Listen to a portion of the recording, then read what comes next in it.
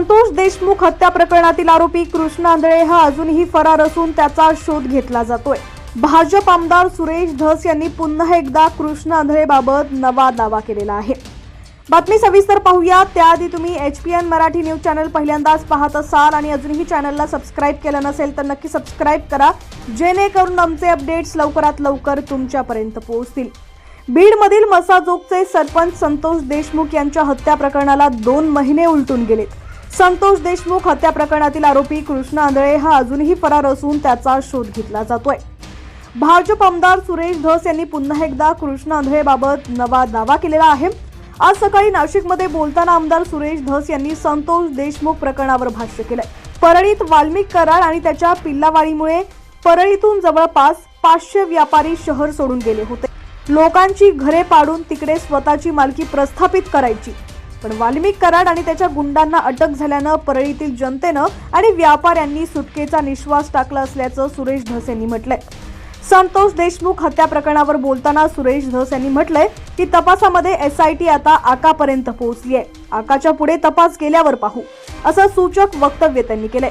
नाशिकमध्ये आल्यानंतर विष्णू चाटे यानं मोबाईल नदीत फेकून दिला, पण मोबाईल कंपनीकडून डेटा रिकव्हर झाला असल्याची माहिती त्यांनी दिली आहे। मोबाईल फेकल्यानं तपासात अडथळा येणार नसल्याचं त्यांनी सांगितलंय। कृष्ण आंधळेबाबत बोलताना सुरेश धस यांनी म्हटलंय की कृष्ण आंधळे हा संभाजीनगर इथं पोलीस बनण्याची तयारी करत होता। पोलीस भरतीची तयारी करता करता तो गुन्हेगार बनला। गुन्हेगार बनल्यानंतर कृष्ण आंधळे हा सायको झाला असल्याचं सुरेश धसांनी सांगितलंय। बऱ्याच गुन्ह्यांमध्ये तो सतत फरार आहे, त्यामुळे मला वाटतं तो राज्याच्या बाहेर असावा अशी शंका व्यक्त करताना कोकरू बाळ आहे, पकडला जाईल असंही धस यांनी म्हटलंय। धनंजय मुंडे यांचा राजीनामा मी मागितला नसल्याचं सुरेश धस यांनी स्पष्ट केलंय। धनंजय मुंडे यांनी राजीनामा द्यावा किंवा नाही याचा निर्णय आता उपमुख्यमंत्री अजित पवार, प्रफुल्ल पटेल आणि सुनील तटकरे यांच्या हातात आहे। या सगळ्यात राष्ट्रवादी काँग्रेसची प्रचंड बदनामी होतीये, तर आमच्या पक्षाबाबत सध्या सकारात्मक वातावरण असल्याचं धस यांनी सांगितलंय। काय आहे, एक ब्लॅक स्पॉट तो आहे, परंतु मी थोडीशी माहिती घेतली, त्याच्या कुटुंबियाकडनं माहिती घेतली, पोलीसकडनं माहिती घेतली। हा मुलगा संभाजीनगरला पोलिसाची तयारी करायला होता, पोलिसाची, परंतु ते पोलिसाची तयारी करता करता तो गुन्हेगार बनला आणि गुन्हेगार बनल्याच्या नंतर तो सायको म्हणतात ना, एक प्रकारचा सायको झाला। त्याला आईवडिलांचं काही घेणं देणं राहिलं नाही, कुटुंबाचं देणं घेणं राहिलं नाही। तो अशाच बऱ्याच गुन्ह्यामध्ये सतत फरार राहिलेला आहे। आत्तासुद्धा तो मला वाटतं राज्याच्या बाहेर गेला असावा, बाहेर जाऊन हळूच जिथे कुठे, आणि तो काय असा नामचीन वगैरे फार मोठा गुन्हेगार नाही, छोटे मोठे गुन्हेगारी केलेले। पण बकरी की माँ कब तक दुआ मागेगी असा प्रकार आहे। ते कित्येक दिवस कोकरू हे पहा, अंजली दमानिया ताई काय म्हणाल्या, करुणा मुंडे काय म्हणाल्या, यापेक्षा त्यांनी त्या पदापासून दूर व्हावं अशा प्रकारची मागणी त्यांच्याच पक्षातले आमदार बऱ्यापैकी करतायत। आमच्या जिल्ह्यातले त्यांच्या पक्षाचे ज्येष्ठ आमदार श्री प्रकाश सोळंके यांनी ती मागणी केलेली आहे। अनेक संघटना मागणी करतायत, जिथं जिथं मोर्चे निघतायत तिथं सुद्धा त्यांची मागणी हीच आहे। पण मी स्वतः अजून त्यांचा राजीनामा मागितलेला नाही। मागणार आहे का तुम्ही? मी अजून मागितलेला नाही। आणखी काही तो जो तपास चालू आहे त्या तपासामध्ये आकापर्यंत SIT गेलेली आहे। आकाच्या पुढे गेल्याच्या नंतर बोलू।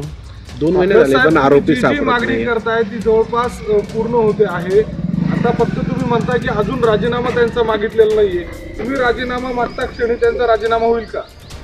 असं काय होईल असं मला वाटत नाही, पण माझं मत असं आहे की त्यांचा राजीनामा घ्यावा किंवा नाही घ्यावा हे सर्वस्वी माननीय अजितदादा, प्रफुल्लभाई पटेल आणि त्यांच्या पक्षाचे प्रदेशाध्यक्ष श्री सुनील तटकरे यांच्या हातामध्ये आहे। यांनी जर मनात आणलं तर त्यांचा राजीनामा तातडीने होऊ शकतो। आणि आमचं काय आहे, त्यांच्या पक्षाची प्रचंड बदनामी होते ना, त्यांचा पक्ष रॉंग बॉक्समध्ये चालला आहे, आम्ही तर पॉझिटिव्ह बॉक्समध्ये चाललेलो। आमच्या मुख्यमंत्र्यांनी संतोष देशमुखच्या खून प्रकरणामध्ये सगळ्या बाजू जनतेच्या पुढं पॉझिटिव्ह कशा जातील अशाच पाहिलेल्या आहे. मोका लावा म्हणलं मोका लावा, SIT स्थापन केली, करा म्हणलं SIT स्थापन केली, 10 लाखाची मदत द्या म्हणलं दिली. ह्या सगळ्या लोकांचे सगळं काही बंदोबस्त झाला पाहिजे. आता तुम्हाला सांगतो, जे हा हो छा छू करणारे परळीमधले लोक होते ना, संध्याकाळी शुकशुकाट झालाय. जरा परळीला जाऊन बघा, तिथल्या व्यापाऱ्यांना जाऊन विचारा.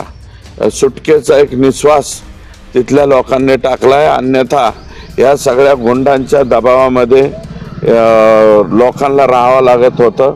अनेक लोकांनी, जवळपास 500 लोकांनी, व्यापाऱ्यांनी परळी शहर सोडून दिलं.